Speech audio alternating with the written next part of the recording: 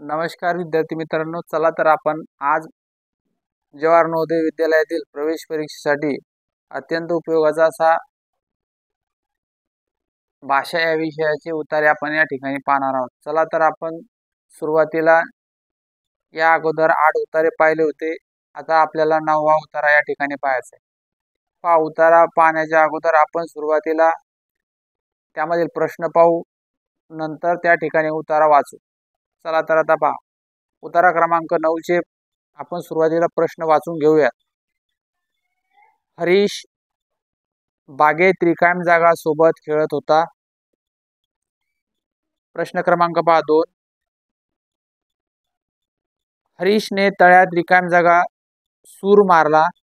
ए पर्यायामध्ये पोहण्यासाठी, बी मध्ये मासे पकडण्यासाठी, 3 मध्ये बदकांचा पाठलाग करण्यासाठी, डी आंघोळीसाठी।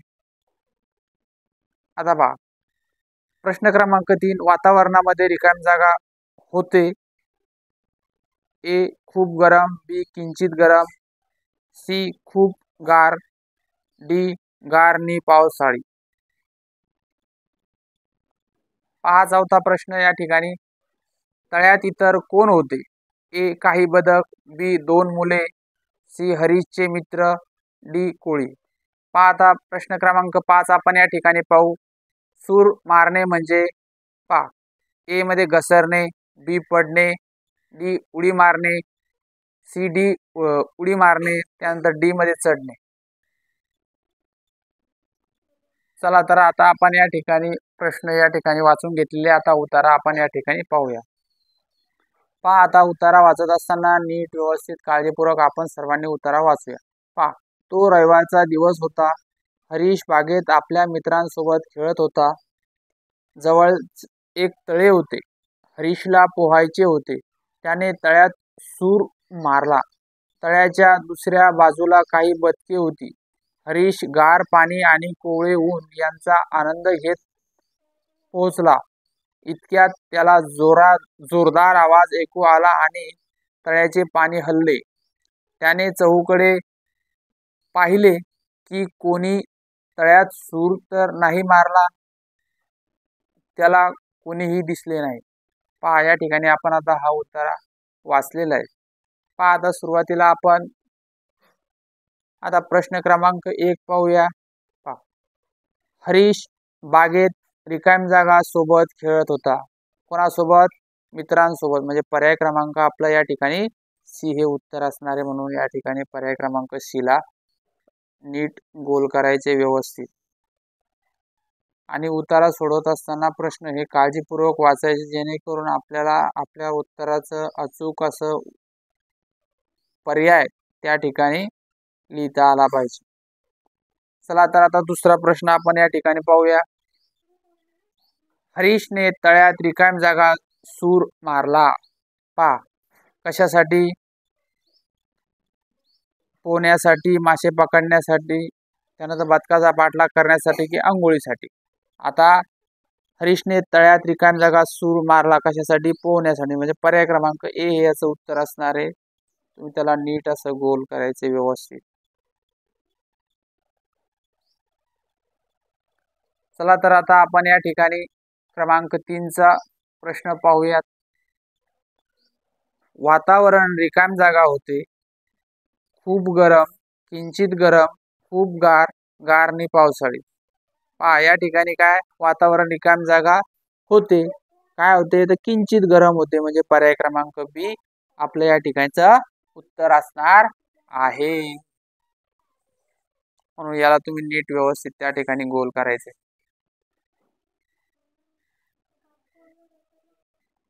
पहा, आता आपण या ठिकाणी चौथा प्रश्न या ठिकाणी पाहूयात। तळ्यात इतर कोण होते? पहा, काही बदके, 2 मुले, हरीशचे मित्र आणि कोळी। पहा, आता तळ्यात कोण होते? काही बदक होती, म्हणजे पर्याय क्रमांक ए आपलं या ठिकाणचं उत्तर असणार आहे। त्याला नीट असं व्यवस्थित त्या ठिकाणी गोल करायचं।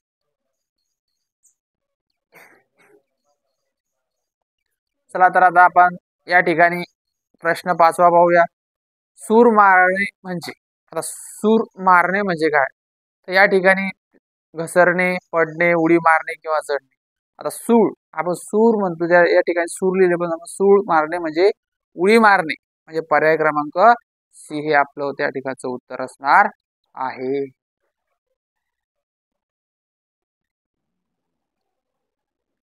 चला तर आता आपण उतारा क्रमांक 10 पाहूया. सुरुवातीला 10 उतारा पाहण्याच्या अगोदर आपण त्या ठिकाणी जे प्रश्न दिलेले आहेत ते प्रश्न या ठिकाणी पाहूया.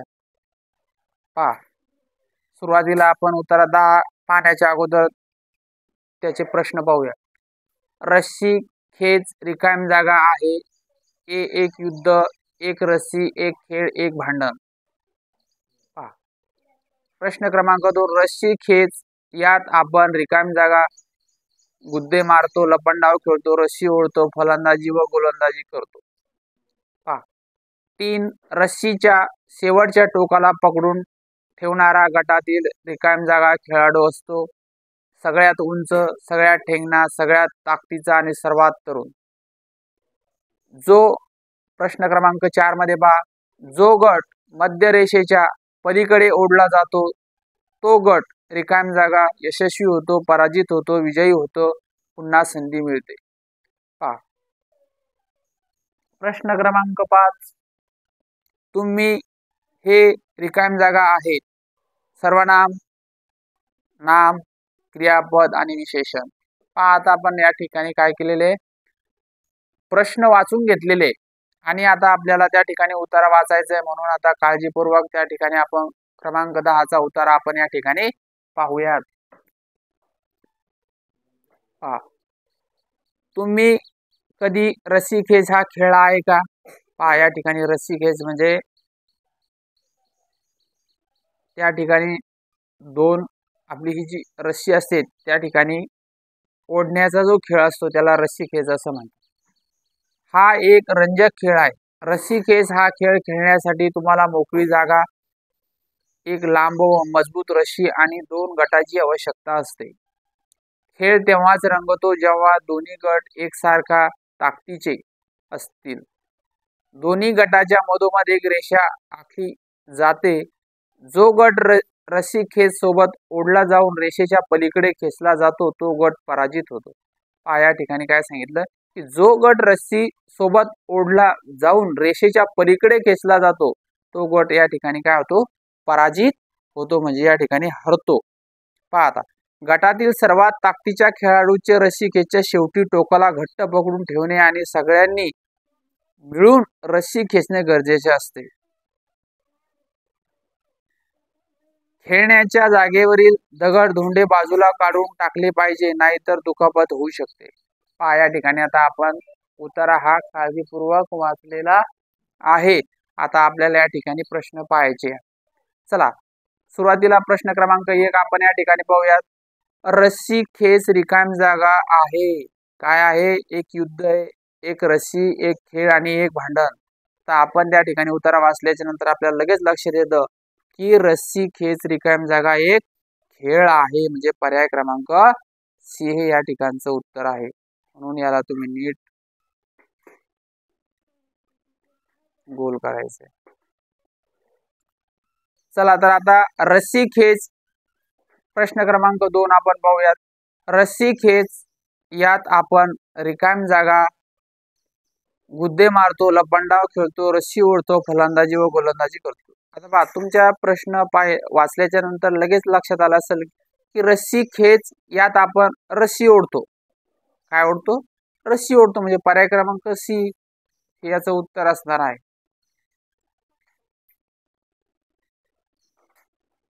प्रश्न क्रमांक 3,